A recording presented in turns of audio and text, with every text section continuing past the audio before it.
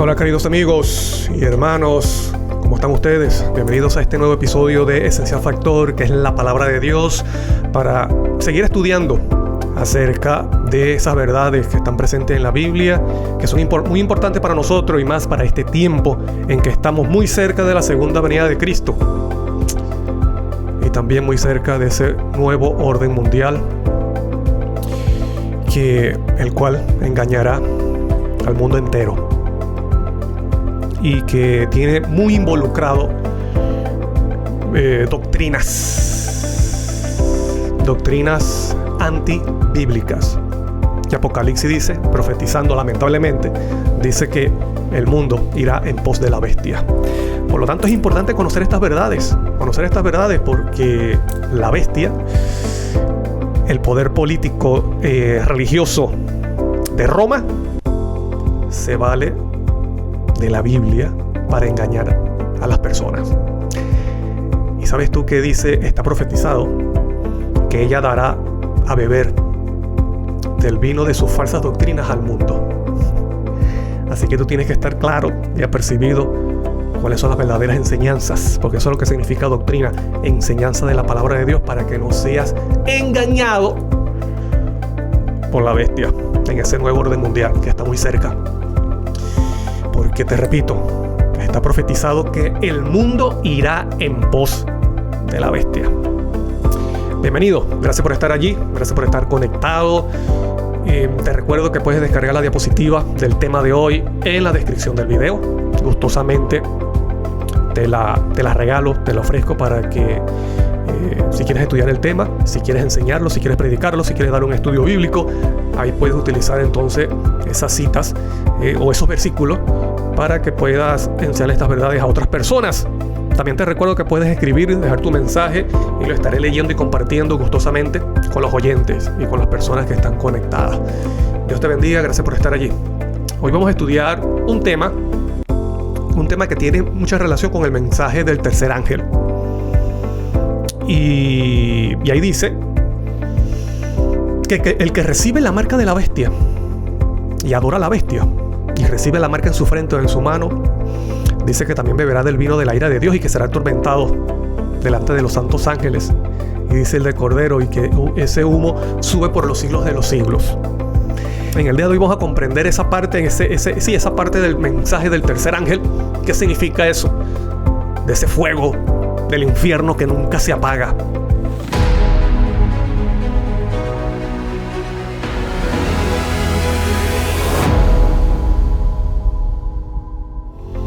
Sí, nuevamente les doy la bienvenida a todos. Gracias por estar allí. Un abrazo grande para todos ustedes. Pero vamos a comenzar con el tema de hoy. Vamos a ir a la palabra de Dios. Mira lo que dice Apocalipsis. Vamos a ver lo que dice Apocalipsis, comenzando con el tema de hoy, que es la muerte. Estamos relacionados con la muerte y lo que dice la Biblia acerca de ese humo que sube por los siglos de los siglos, que te repito que es parte del mensaje, el humo de su tormento, que es parte del mensaje del tercer ángel. Dice, vamos a leer Apocalipsis 14, versículo 9 al 11, dice: y el tercer ángel lo siguió diciendo a gran voz: si alguno adora a la bestia, a su imagen, y recibe la marca en su frente o en su mano. Debo decirte, nosotros estudiamos en los programas anteriores, hemos estudiado, te invito a que los busques, sobre la marca de la bestia. ¿Qué significa o qué más involucra la marca de la bestia? Y te invito a que lo puedas buscar, porque la marca de la bestia tiene mucha relación con falsas doctrinas del poder romano, de lo que la Biblia dice que es Babilonia, la bestia. ¿Me explico? ¿Y sabes tú lo que significa Babel? Babilonia, confusión. Por lo tanto, ya se vale de falsas doctrinas para engañar y confundir. Entonces la marca de la bestia tiene que ver con doctrinas principales de ese poder. Y mira lo que dice el mensaje del tercer ángel. Y el tercer ángel lo siguió diciendo a gran voz: si alguno adora a la bestia y a su imagen y recibe la marca en su frente o en su mano. Entonces tú tienes que estar claro cuáles son esas falsas doctrinas y que involucra la marca de la bestia. Por eso te invito a que busques y que veas los programas anteriores. El versículo 10 dice: él también, o sea, el que recibe, la marca de la frente o en su mano y adora a la bestia, él también beberá del vino de la ira de Dios, que ha sido vaciado puro en el cáliz de su ira, y será atormentado con fuego y azufre delante de los santos ángeles y del Cordero. Bueno, hasta ahí podemos entender, ¿no? Será atormentado con el vino de la ira de Dios. Y bueno, será atormentado con fuego y azufre delante de los santos ángeles y del Cordero. Pero, ¿cómo nosotros explicamos el versículo 11? Dice, y el humo de su tormento sube por los siglos de los siglos. Y siglos de los siglos quiere decir eternamente. Y no tiene reposo ni de día ni de noche los que adoran a la bestia y a su imagen, ni nadie que reciba la marca en su frente, o la marca de su nombre. Entonces, ¿cómo explicas tú qué es lo que significa el humo de su tormento, que sube por los siglos de los siglos? Porque podemos decir también el humo de su tormento, que sube eternamente. También podemos decir así. Ahora, cuando tú vas a dar un estudio bíblico acerca del mensaje del tercer ángel, o el mensaje de los tres ángeles, ¿cómo tú explicas eso? Que el humo de su tormento sube por los siglos de los siglos. ¿Será que la muerte significa un tormento eterno en un fuego que nunca se apaga, y que las personas no tienen ni de día ni de noche reposo? Bueno, eso es lo que vamos a estudiar hoy y el siguiente programa. Entonces, el día de hoy, ponga atención, el día de hoy vamos a estudiar lo que dice la Biblia acerca de lo que es realmente la muerte, bíblicamente, lo que dice la Biblia, y valga la redundancia, lo que dice la Biblia acerca de lo que es la muerte, para que podamos entender entonces en el siguiente programa, en el siguiente estudio, podamos comprender qué es lo que significa el humo de su tormento que sube por los siglos de los siglos, y que no tienen reposo ni de día ni de noche, esas personas que están allí siendo atormentadas con fuego y azufre. Entonces hoy vamos a ver cuál es el pensamiento hebreo, cuál es el pensamiento bíblico acerca de lo que es la muerte. Pero vamos a hablar primero cuál es el pensamiento secular, que es un pensamiento que tiene no es que su origen, porque su origen viene de Babilonia. Pero ¿cuál es la expectativa griega? Esa es la palabra. ¿Cuál es la expectativa griega del concepto secular y platónico de lo que es el alma, lo que es la muerte? Mira lo que es la perspectiva griega secular platónica. ¿Por qué se le dice platónica? Porque fue una idea, una doctrina que fue muy difundida por Platón. Dice, el alma humana tiene un origen divino a consecuencia de una culpa cometida. Las almas fueron castigadas a encarnarse en cuerpos mortales. Mira lo que está diciendo aquí Platón. A consecuencia de una culpa cometida, las almas fueron castigadas a encarnarse en cuerpos mortales. Tenemos que detenernos un momento aquí y explicar algo. Para Platón, que es la idea o la perspectiva griega o secular, y es la que abunda en el mundo, y te digo, este es el concepto que aún está en la iglesia romana y que se difunde por sus hijas, las rameras, porque predican la misma doctrina, la misma enseñanza. Entonces, para Platón, ¿qué es lo que dice? Platón enseña que el alma es un enter que tiene vida fuera del cuerpo. Eso es lo que está diciendo. Y que por medio de la culpa, por medio de una falta, de un pecado, entonces, mira lo que dice allí, fueron castigadas, ¿qué? Dándoles cuerpo. Fueron castigadas a encarnarse en cuerpos mortales. Mira lo que está diciendo. Porque esto lo vamos a comparar luego con el concepto bíblico. Entonces dice, la muerte puede suponer la liberación definitiva de esta existencia corporal. Si el alma vive durante su existencia terrenal de acuerdo con su naturaleza ideal. Entonces lo que Platón aquí dice es que el alma es un enter puro que puede vivir fuera del cuerpo, y debido a una falta, entonces las almas fueron castigadas a encarnarse en cuerpos mortales. Y que la muerte no es otra cosa que la liberación. Imagínate tú, la muerte es la liberación de esa alma que es pura.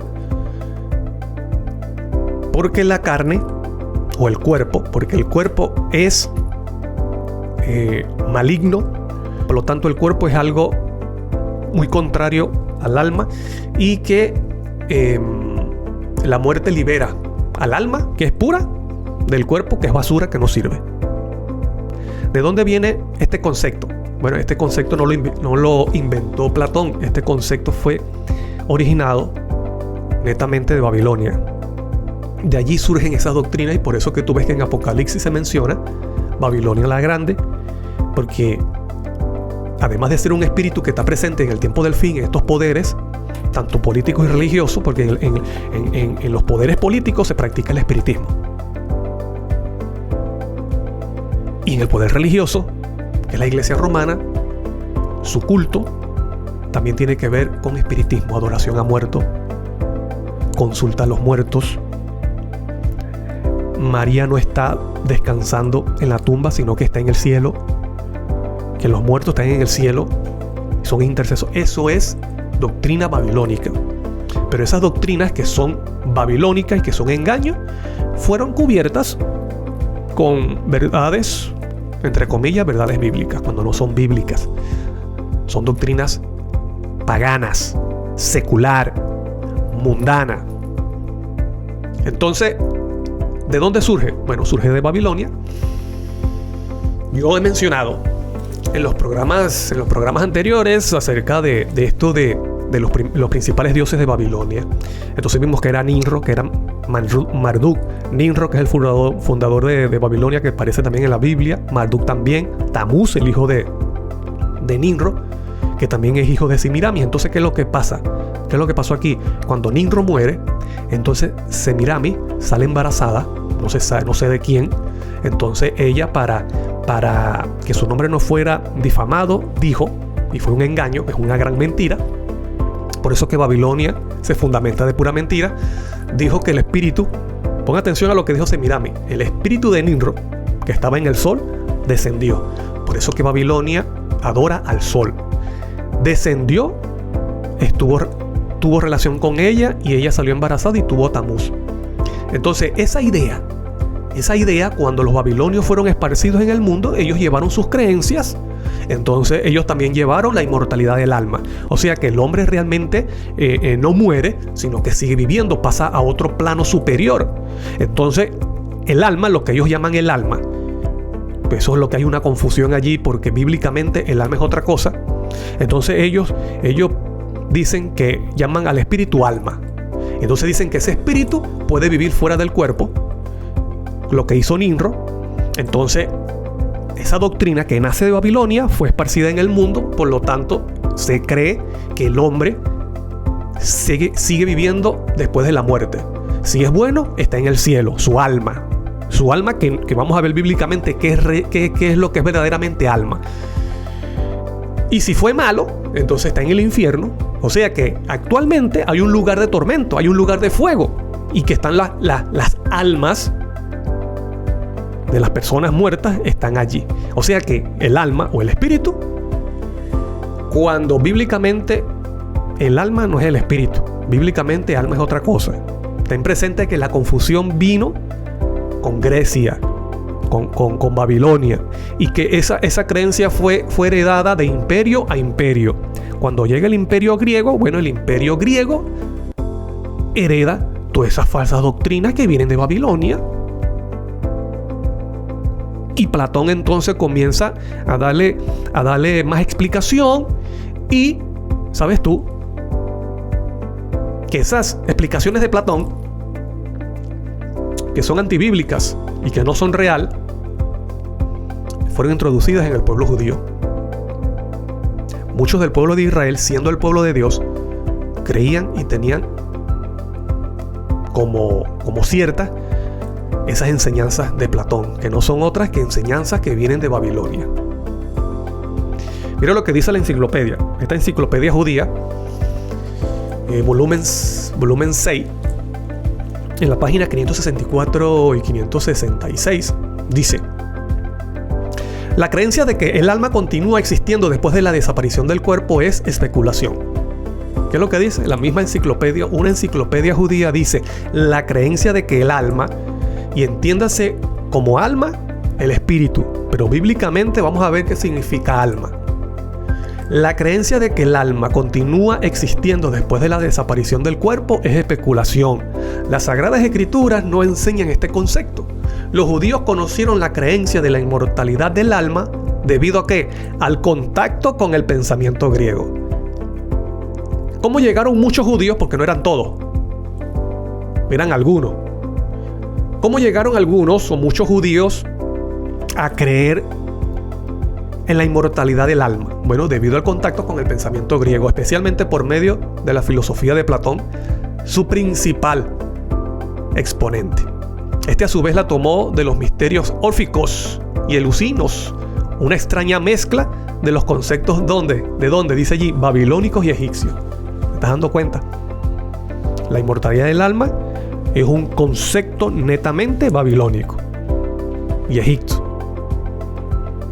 Entonces, podemos ver que es un concepto, una creencia netamente secular, antibíblica, y es un engaño.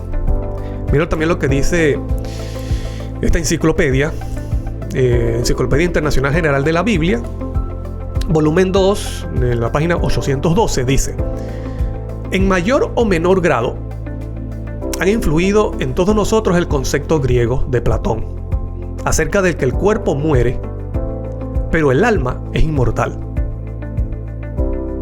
Esta idea es absolutamente contraria al conocimiento de los israelitas. Es totalmente, ¿ves lo que dice allí? Es absolutamente contraria al concepto o al conocimiento de los israelitas. Y no se encuentra en ninguna parte del Antiguo Testamento. ¿Cuál concepto? De que el alma sigue viviendo después de la muerte, o sea, sin el cuerpo. No es bíblico, no se encuentra en ninguna parte del Antiguo Testamento, no forma parte del conocimiento o la doctrina de Israel o del pueblo hebreo. Y como vimos en el anterior, ¿de dónde viene? Conceptos babilónicos y egipcios. Ahora vamos a ver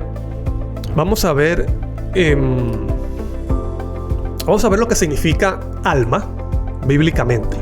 Y entonces esto nos ayuda a poder entender qué ocurre realmente cuando una persona muere, qué ocurre en la muerte. Entonces es importante, yo quiero que tú descargues la diapositiva o que busques un cuaderno y un lápiz y anotes estos versículos y estas palabras en hebreo, porque estas palabras nos enseñan realmente lo que es alma, lo que es espíritu, lo que es cuerpo y qué ocurre cuando la persona muere. Porque todo este enredo en que actualmente la mayoría del mundo cree, no es bíblico. Es un engaño y es netamente de Babilonia. Entonces vamos a ver la primera palabra. Vamos a ver lo que es alma, el concepto de alma, y luego vamos a ver los versículos bíblicos. Entonces mira lo que dice lo que es alma de acuerdo a la palabra en hebreo. Nefesh, ten presente, Nefesh, ¿qué significa? Un alma, ser vivo, vida, yo o tú, persona, deseo, pasión, apetito, emoción. Este es un término muy corriente tanto en las lenguas semíticas antiguas como en las de hoy. Entonces, ¿qué significa alma? El alma es nefesh, que no es otra cosa que la persona viva. Tú eres un alma viviente. Eso es lo que es bíblicamente y lo que es en el pensamiento hebreo, alma. Alma no es otro yo transparente que sale de mi cuerpo y que puede vagar y andar por allí flotando y volando fuera del cuerpo, o que tiene pensamientos fuera del cuerpo.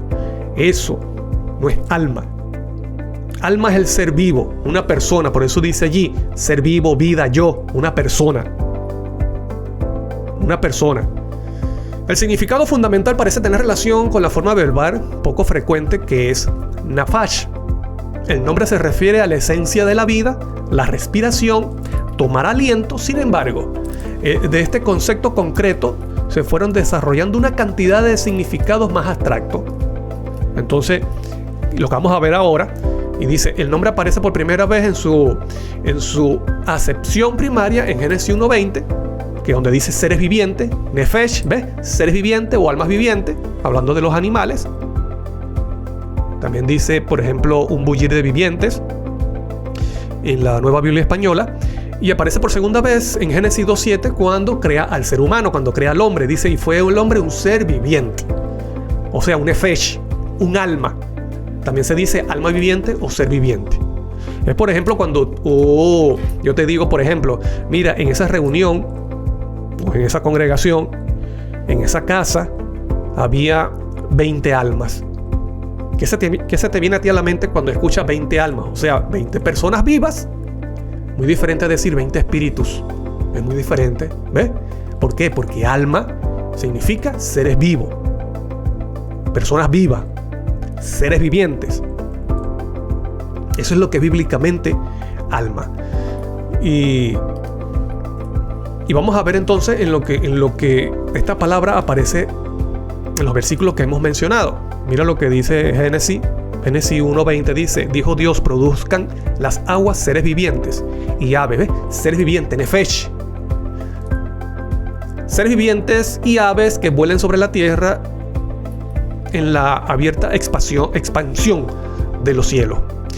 Y también aparece cuando crea Dios al hombre y dice, Génesis 2:7, entonces Jehová Dios formó al hombre del polvo de la tierra y sopló en su nariz aliento de vida. Y más adelante vamos a ver luego qué significa aliento de vida. Y dice, y fue el hombre un ser viviente, un nefesh. ¿Qué se necesita para que haya un nefesh? Para que haya un alma. La unión del aliento de vida con el cuerpo. Y el cuerpo fue formado del polvo de la tierra. Eso es lo que significa alma para la mente hebrea y bíblicamente. Vamos a ver también otros versículos donde aparece la palabra nefesh para que nos demos cuenta que se está haciendo referencia a la persona misma. Mira lo que dice Salmo 3:2. Muchos son los que dicen de mí. O sea, la palabra en hebreo allí es nefesh. Muchos son los que dicen de mi nefesh, o sea, de mi persona. No hay para él salvación. Entonces dicen, en otras versiones dicen, muchos son los que dicen de mi alma, no hay para él salvación. Tú puedes buscar ese versículo en otras versiones y dice de mi alma, o sea, de mi persona, no hay para él salvación. Salmo 6:3 dice, mi alma también está muy turbada. ¿Y tú, Jehová, hasta cuándo? Entonces, mi alma, o sea, mi persona. En otras palabras, yo estoy muy turbado. También podemos decir, mi persona está muy turbada. ¿Y tú, Jehová, hasta cuándo? También otro versículo, Salmos 11:5 dice, Jehová prueba al justo, pero al malo y al que ama la violencia, su alma lo aborrece. ¿Qué significa su alma lo aborrece? Su persona, él mismo lo aborrece. Entonces, aquí estamos viendo cómo se utiliza esta palabra, nefesh. Ten presente, anótalo, nefesh. Significa ser viviente, alma viviente, vida, ser vivo. Eso es lo que significa nefesh, la persona, una persona viva. Mi alma está turbada, o sea, mi persona, yo estoy turbado. Vamos a ver una diferencia vamos a ver la diferencia acerca de estas palabras en hebreo. Y ya hemos visto la primera, que es nefesh. Ahora vamos a ver lo que significa aliento o espíritu, que es la que también aparece en Génesis 2:7. Mira lo que dice, lo que significa aliento o espíritu, que es neshama. Neshama. La anterior fue nefesh, ser vivo, un ser viviente, un alma viviente, una persona. Yo, o sea, es mi identidad. Neshama, ¿qué significa? Aliento, soplo, vida, un soplo, viento, enojado, aliento vital, inspiración divina, espíritu. Eso es neshama. Y esta palabra aparece en Génesis 2:7. Génesis 2:7 dice: entonces Jehová Dios formó al hombre del polvo de la tierra y sopló en su nariz el nechemá de la vida. ¿Estamos de acuerdo? Nechemá. Entonces Jehová Dios formó al hombre del polvo de la tierra y sopló en su nariz el nechemá, por eso dice nechemá, que es soplo, aliento, nechemá de la vida, y fue el hombre un nefesh, un ser viviente.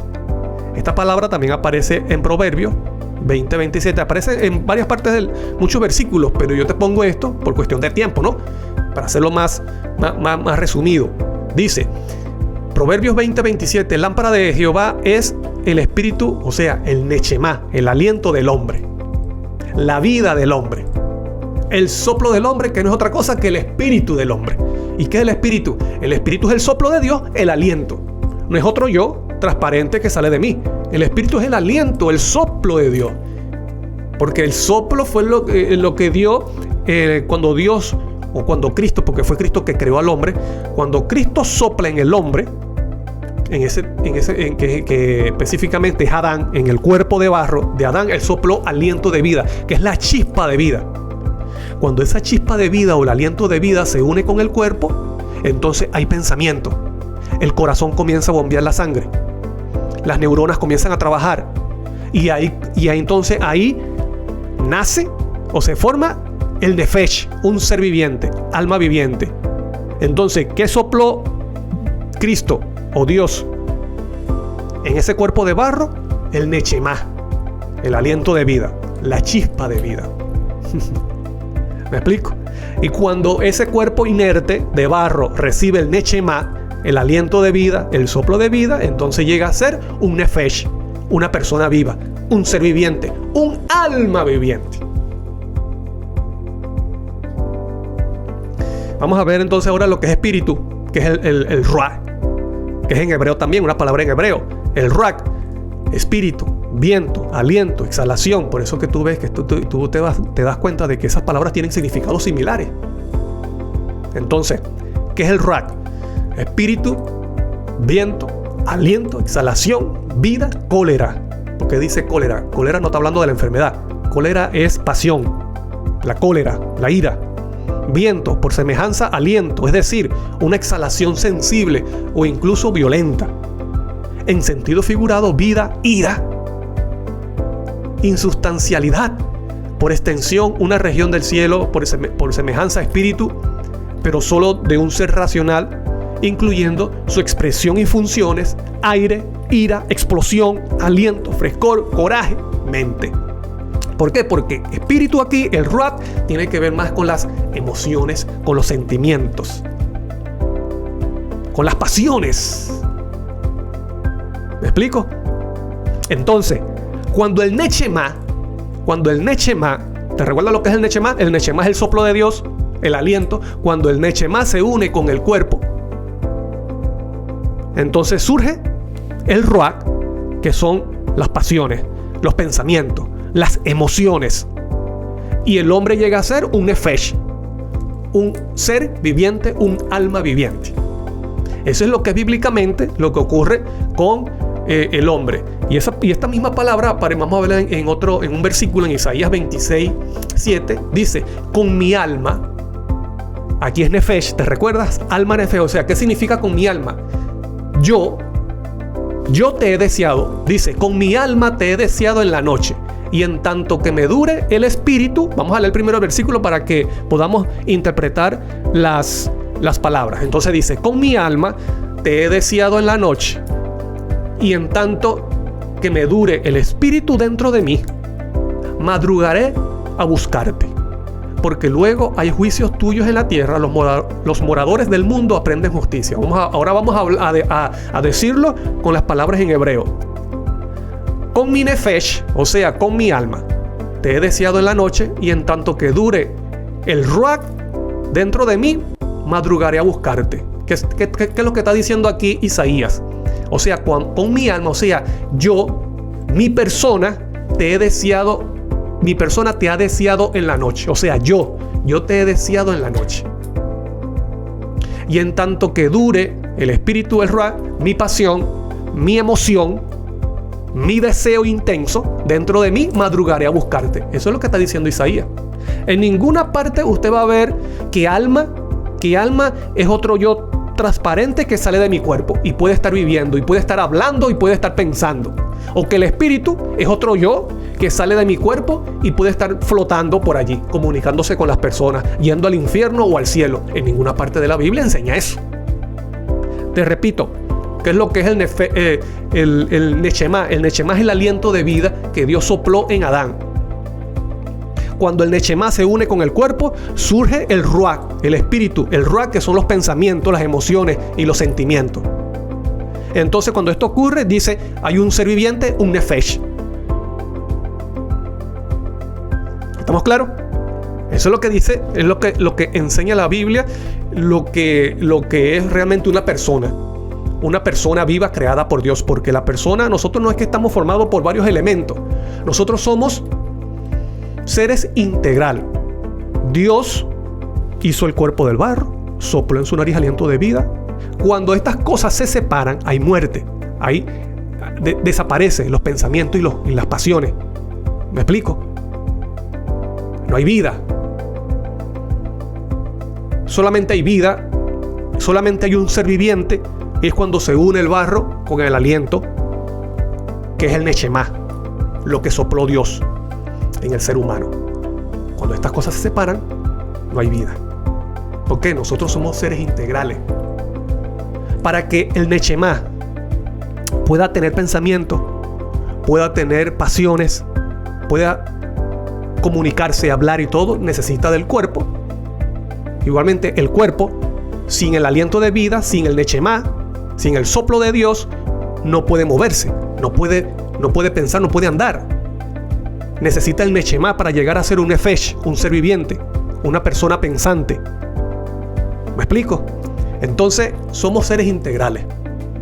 Cuando estas dos cosas se separan, el Nefesh, el ser viviente, deja de existir. Vamos a ver estas palabras. Vamos a ver estas palabras. Yo te las puse por separado para que tú, si no descargas la diapositiva, puedas ver entonces la diferencia entre ellas. Por ejemplo, el aliento, el soplo, es el Neshemá. ¿Qué significa el Neshemá? Es la conciencia, la memoria y la identidad. Tu identidad, tu conciencia, lo que tú eres, es lo que Dios te da. El aliento, el Neshemá. El espíritu, que se le dice en hebreo Ruach, ¿son qué? Los sentimientos y las emociones. Lo que surge de qué? La unión del Neshemá con el cuerpo. Cuando se une el Neshemá con el cuerpo, hay espíritu, que son los sentimientos y las emociones. Cuando el Neshemá se separa del cuerpo, ya no hay emociones, ya no hay sentimientos. O sea, el Ruach desaparece. ¿Y qué es el alma? El Nefesh, o sea, el ser vivo, la persona. Es el resultado de la unión del cuerpo con el Neshemá, con la conciencia, con el aliento, que es la conciencia y la memoria y la identidad que te da Dios. Cuando se une el Neshemá con el cuerpo, entonces hay un Nefesh, un ser viviente, la persona, una persona viva. Y el cuerpo, la parte física, entonces se le dice en hebreo Basar, que es el cuerpo físico formado del polvo. Esto es el concepto bíblico el concepto hebreo de lo que es una persona. Te repito, vamos a verlo de nuevo. Aliento, el soplo de Dios. El Neshemá, conciencia, memoria, identidad. El espíritu, el Ruach, que son los sentimientos, las emociones. El alma, Nefesh. Y alma es un ser vivo, la persona como tal, la persona viva. Cuerpo, Basar, que es la parte física, formado del polvo. Vamos a ver estas palabras en otros versículos hablando acerca de la muerte, como Eclesiastés. Mira lo que dice. Entonces, ¿qué ocurre cuando la persona muere?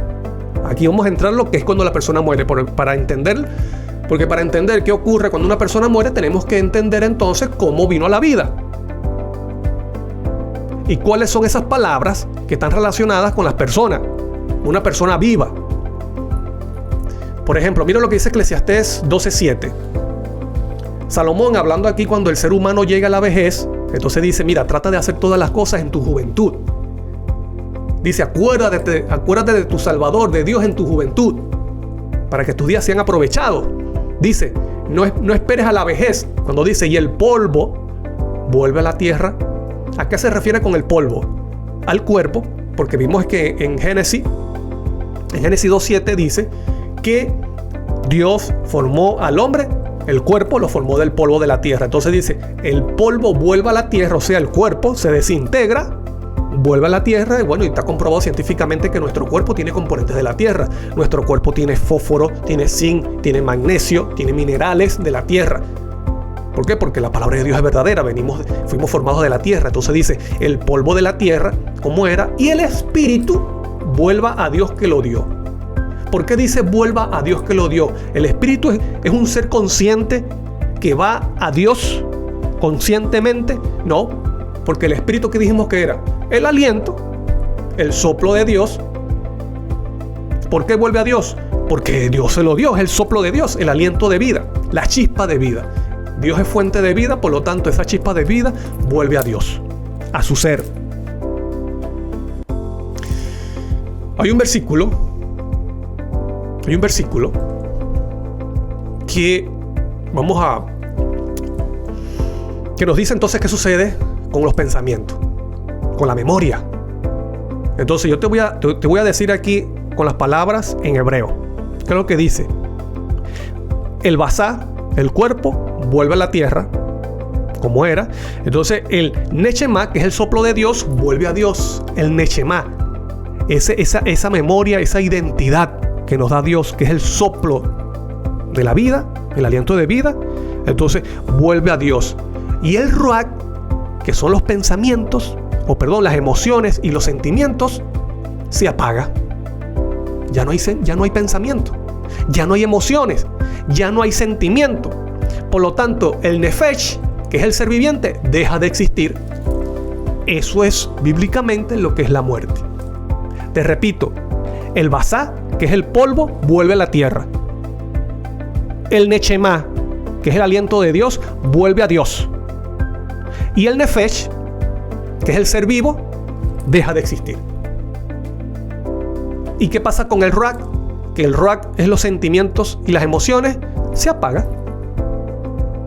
Mira lo que dice también un versículo en Eclesiastés 9, 5, 6 dice: porque los que viven saben que han de morir, pero los muertos nada saben. Los muertos nada saben. Eso es literalmente así. Los muertos nada saben.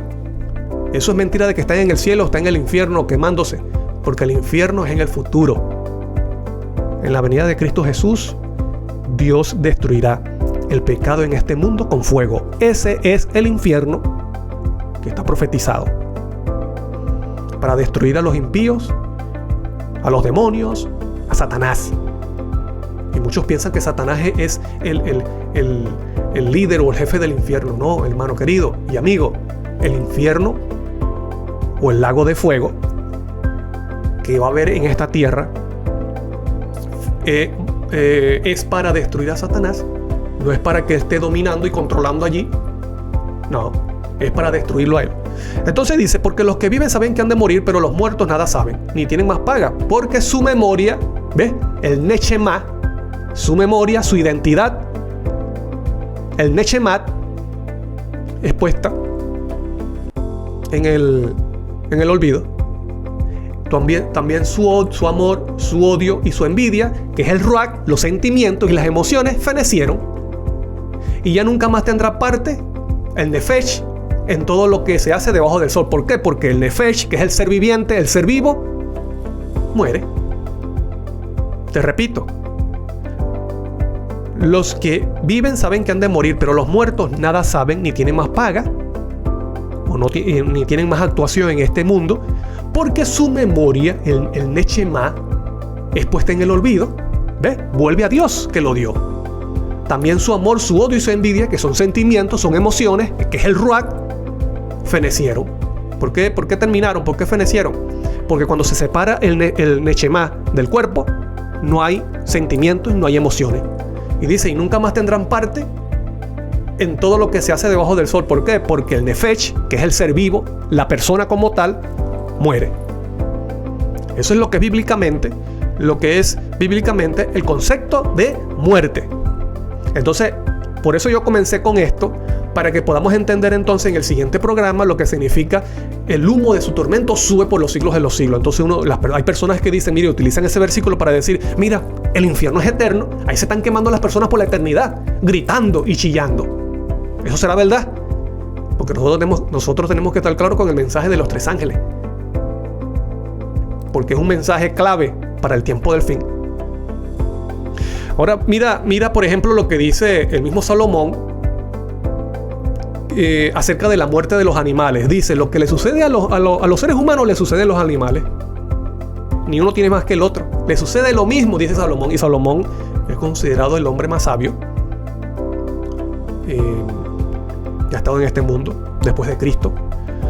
Mire lo que dice Eclesiastés 3, 19 y 20. Porque lo que le sucede a los hijos de los hombres y lo que le sucede a las bestias, que son los animales, un mismo suceso es. Una misma cosa. Lo que le sucede a los hombres es lo mismo que le sucede a las bestias, a los animales. Como mueren los unos, así mueren también los otros. Y una misma respiración tienen todos, o sea, un mismo aliento de vida. Dios le dio aliento de vida al ser humano, Dios también le dio aliento de vida a los animales. Como mueren los unos, así mueren también los otros. Y una misma respiración tienen todos. Ni tiene más el hombre que la bestia, porque todo es vanidad. Todo va a un mismo lugar. ¿Qué es lo que va a un mismo lugar? Dice, todo es hecho del polvo y todo volverá al mismo polvo. El cuerpo del ser humano vuelve al polvo. El cuerpo de los animales vuelve al polvo. ¿Y qué pasa con el espíritu de los animales? ¿Qué creen ustedes que pasa con el espíritu de los animales? ¿Será que el espíritu de un animal salvaje, un león, de un animal feroz, imagínense por ejemplo que un león mata a una pobre ovejita y ese león muere? ¿Para dónde se va el espíritu de ese león? ¿Para el infierno? Porque fue un animal salvaje y mataba animalitos tranquilos, inocentes. No, el espíritu del animal, el aliento de vida vuelve a Dios. ¿Para dónde se va el espíritu de las ovejitas, de esos animales domésticos? ¿Para dónde se va el espíritu de ese perro que estuvo conmigo fielmente casi 20 años? ¿Para dónde se va el espíritu de ese perrito cuando muere? Vuelve a Dios, porque Dios le dio el aliento de vida. Eso es lo que está diciendo la Biblia, eso es lo que está diciendo Salomón. La misma respiración que tienen los hombres, la misma respiración o aliento de vida que tienen los animales, las bestias.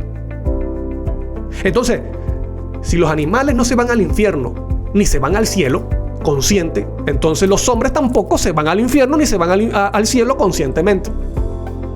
Cuando el hombre recibe la paga por sus pecados, por sus faltas, por su vida inicua, cuando Cristo venga, el mismo Cristo dijo, cuando el Hijo del Hombre venga en su gloria, pagará cada uno conforme a sus obras, no antes, no cuando la persona muere, es cuando Cristo venga. Unos serán resucitados para vida eterna y otros serán resucitados para condenación, o sea, recibir muerte eterna. Bueno, hermano, ¿y por qué resucita a los impíos? Para que ellos sepan por qué son condenados, porque Dios tiene que dejar todas las cosas en claro. Eso va a ser una etapa del juicio en el tiempo del fin, en la venida de Cristo Jesús. Los impíos estarán de pie ante el trono del Cordero, ante el trono blanco, y ellos sabrán por qué se pierden. En ese momento, tú puedes leer Apocalipsis 20. Entonces, en ese momento dice, desciende fuego de Dios y los consume el pecado en esta tierra. Ese es el infierno. En el futuro, en el lago de fuego, donde muere ¿quién? También Satanás y los demonios. ¿Me explico? Entonces, tal vez tú puedes decir, hermano, y entonces la parábola del rico y Lázaro. Bueno, es una parábola. No necesariamente toda parábola es una historia real. Vimos en la enciclopedia judía que muchos, lamentablemente, del pueblo judío tenían conceptos, esta doctrina de Babilonia, de la inmortalidad del alma. A pesar de que eran pueblo de Dios, que tenían las escrituras, que tenían las verdades y podían tener las verdades de las escrituras, estas personas creían que el hombre se quemaba en el infierno y que los buenos como ellos, como los judíos, entonces al morir se iban al seno de Abraham. Ese pensamiento, esa doctrina o esa enseñanza falsa estaba presente en muchos judíos. Entonces por eso que Cristo toma esa creencia, que no era real, para contar una parábola. pero no necesariamente tiene que ser una historia real. Entonces, ¿qué es una parábola? Cuando se cuenta algo irreal para enseñar principios espirituales. ¿Qué es lo que quería enseñar Cristo con esta parábola? Qué interesante que el muerto se llama Lázaro. Te pregunto, ¿en la Biblia se menciona de que Cristo resucitó a alguien llamado Lázaro? Claro. Cuando Cristo resucitó a Lázaro, que estaba muerto más de 3 días, estaba muerto, la muerte, la resurrección de Lázaro fue una evidencia contundente a los líderes religiosos de que Cristo era realmente el Mesías, que Él tenía el poder sobre la muerte. Y en vez, los fariseos, en vez de tomar ese milagro poderoso como evidencia de que Cristo era el Mesías, más bien ellos se mantuvieron o intensificaron su odio hacia Cristo y decidieron matar a Cristo Jesús. Porque debido a ese milagro, muchas personas judías del pueblo estaban creyendo en Cristo. Y esas personas, a los fariseos no les interesaba esto, ni a los sacerdotes, ni a los saduceos. No les convenía de que Cristo estuviera ganando la confianza del pueblo. ¿Por qué? Porque le estaban quitando autoridad y admiración a los líderes religiosos. Entonces, por eso que Caifás dijo, es necesario que una persona muera por el pueblo y no que la nación perezca, la nación completa.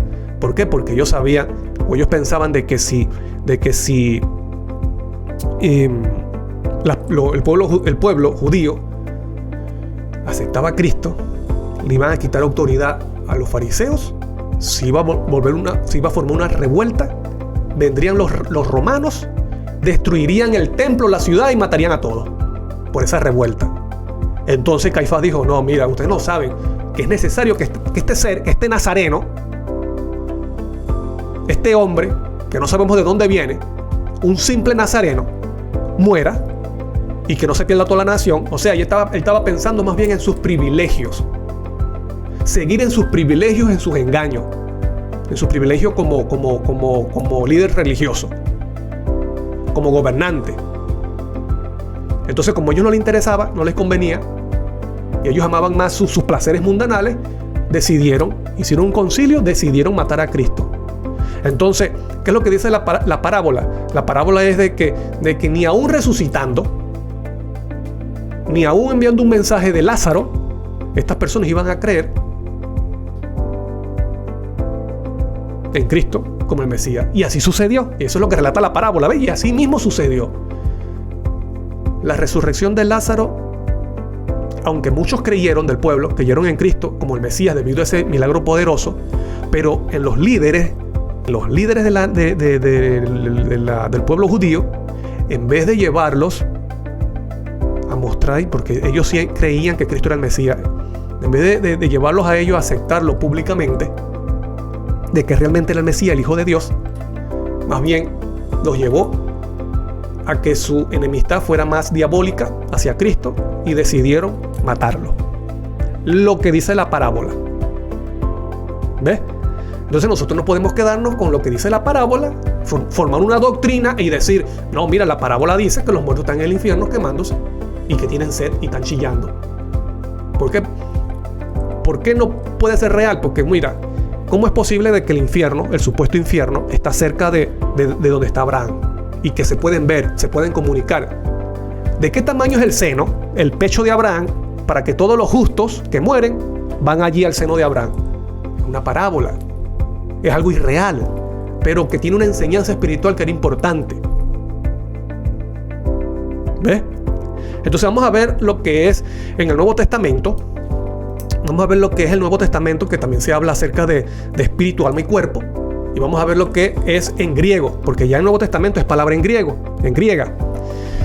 Pero antes de entrar allí, vamos a leer unos mensajes que han escrito algunos hermanos. Dice Carla Kerr-Lasson. Dice, gracias hermano.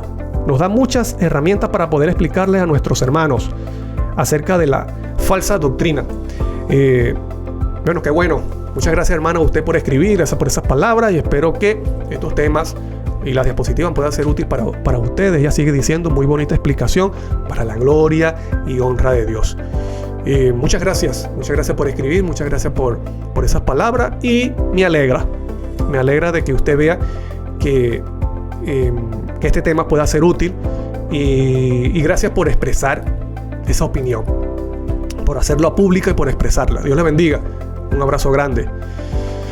Entonces vamos a ver aquí, mira lo que dice en el Nuevo Testamento acerca del ser humano. Dice, 1 Tesalonicenses 5:23 dice, y el mismo Dios de paz os santifique por completo, y lo está diciendo Pablo, y todo vuestro ser te santifique completamente y enteramente. ¿En qué? Espíritu, alma y cuerpo. Eso es lo que significa vuestro ser. Todo tu ser, dice, espíritu, alma y cuerpo, sea guardado irreprensible para la venida de nuestro Señor Jesucristo. Ahora la pregunta es, bueno, ¿y qué es espíritu? ¿Qué es alma? ¿Qué es cuerpo? Vamos a ver lo que es en griego. Pero ten presente que alma no es otro yo transparente. Y yo a veces se lo enfatizo mucho a las personas porque nos cuesta sacar ese concepto falso de la mente. El alma o el espíritu no es otro yo transparente que sale del cuerpo y puede vivir y puede comunicarse con las personas vivas tranquilamente, porque hemos visto que la Biblia te dice claramente que los muertos nada saben y no tienen más actuación en este mundo, y que su memoria es puesta en el olvido. No pueden hablar, no pueden comunicarse. Entonces, ¿pero quiénes son esos seres que salen y se comunican con el ser humano? Por medio del espiritismo, porque el espiritismo es una doctrina diabólica, comunicación con los muertos. Y Dios en el Antiguo Testamento, en Deuteronomio, manda y condena comunicarse con los muertos. Dice que es abominación. ¿Por qué es abominación? Porque no son los muertos, las personas muertas realmente, sino que son demonios. Porque la Biblia dice que el mismo Satanás se disfraza como ángel de luz. ¿Ves? Se disfraza como ángel de luz. Se puede disfrazar como una persona que ha muerto, que ha fallecido. ¿Por qué estos seres que son demonios se le aparecen a las personas, o se nos aparecen a nosotros, se nos pueden aparecer como nuestros familiares, como nuestros seres queridos que han fallecido? Porque es una estrategia.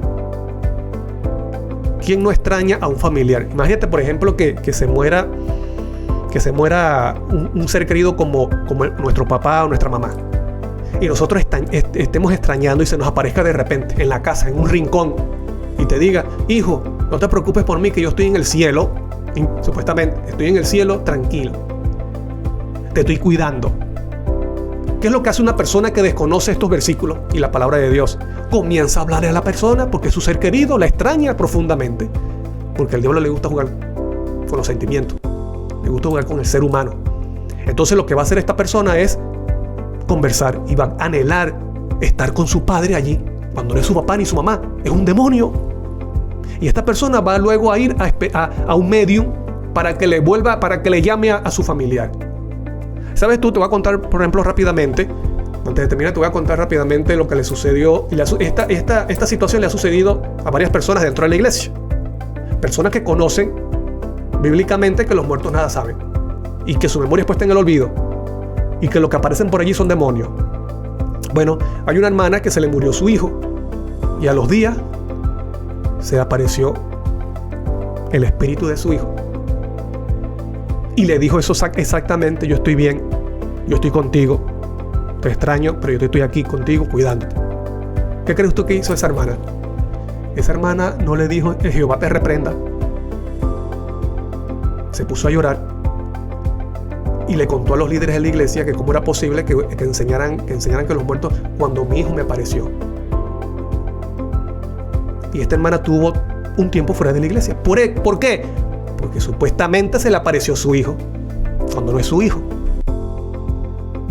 Y eso va a ser un engaño poderoso en el tiempo del fin. El espiritismo va a ser poderoso. Y el que no esté claro sobre estas cosas va a ir en pos de la bestia, y a la final terminará adorando a la bestia y al dragón, que no es otro que el diablo, que el mismo diablo. ¿Por qué? Porque estas doctrinas son de Babilonia, son creadas por el mismo demonio, por el mismo diablo. Entonces, ¿qué vamos a ver qué significa bíblicamente espíritu, alma y cuerpo? Miren lo que dice aquí. Vamos a ver, para que ustedes vean Espíritu, en griego, lo hemos visto en hebreo, ahora lo vamos a ver en griego, en el Nuevo Testamento. Espíritu, neuma. ¿Te recuerdas del neumático? ¿Por qué? Porque tiene aire. El neuma, espíritu, es un soplo, aire. Por eso se le dice neuma. Viene del griego neumático porque tiene aire. ¿Qué es el neuma? La conciencia, el raciocinio, pensamiento. ¿Qué es el alma? La psique. Y la psique es una palabra que tiene que ver con la mente. Por eso dice psicología. Psique, el estudio de la mente. Psique, que son las emociones, los sentimientos y deseos. ¿Sabes tú dónde se forman las emociones? En la mente. Con estos cambios químicos en el cerebro, esos son emociones. Lo que sucede internamente. Y los sentimientos es cuando ya se exteriorizan por palabras, por miradas, por gestos, por acciones. Y deseo. Ese es el alma. El cuerpo, soma, que es lo físico. Vida, la zoe. Vida, vitalidad. Corazón, cardia, corazón, voluntad. Que tiene que ver mucho con la voluntad. Colocarle a algo que tú quieres hacer, colocarle voluntad. Hacerlo de corazón. ¿Me explico? Entonces, estas palabras, y ninguna de ellas tiene que ver con alguien viviendo fuera del cuerpo. Consciente. No. Tiene que ver con conciencia, con raciocinio, con pensamiento. Otro tiene que ver con emociones, con sentimientos, con deseos. El cuerpo, la parte física, la vida, vitalidad, soy, corazón, voluntad. El espíritu, el neuma, la conciencia, el raciocinio, el alma, la psique, las emociones, sentimientos, deseos. Entonces, lamentablemente hay personas que no estudian esto, entonces se quedan con lo que han recibido en su iglesia o desde pequeño por sus padres. No, sí, los muertos están en el cielo, los muertos buenos están en el cielo y los malos están en el infierno. Cuando eso no es bíblico, eso es diabólico. Entonces, teniendo presente esto como base, en el siguiente estudio vamos a ver entonces qué es lo que significa lo que dice el mensaje del tercer ángel. Apocalipsis 14, 9 al 11 dice: y el tercer ángel lo siguió diciendo a gran voz: si alguno adora a la bestia, a su imagen, y recibe la marca en su frente o en su mano, él también beberá del vino de la ira de Dios, que ha sido vaciado puro en el cáliz de su ira, y será atormentado con fuego y azufre delante de los santos ángeles y del Cordero. Y el humo de su tormento sube por los siglos de los siglos, y no tiene reposo, ni de día ni de noche, los que adoran a la bestia, a su imagen, ni nadie que reciba la marca de su nombre. Así que entonces, teniendo presente esto, en el siguiente programa vamos a estudiar sobre el mensaje del tercer ángel para que tú puedas explicárselo a otras personas. Y que es muy importante tener como base entonces la realidad, que es lo que dice bíblicamente la Biblia sobre la muerte, para que podamos entender qué significa el humo de su tormento sube por los siglos de los siglos. Termino leyendo el comentario de Norma Pérez. Dice: excelente, gracias mi hermano querido. La honra y la gloria para Dios. Gracias a usted por escribir y por sus palabras. Dios le bendiga a usted y a su familia. Bueno, querido amigo y hermano, soy Daniel Primera. Esto ha sido Esencial Factor. Y nos vemos en el siguiente estudio, que hablaremos sobre el humo de su tormento. Dios te bendiga. Un abrazo grande y recuerda esto: conoce al Cordero y paz.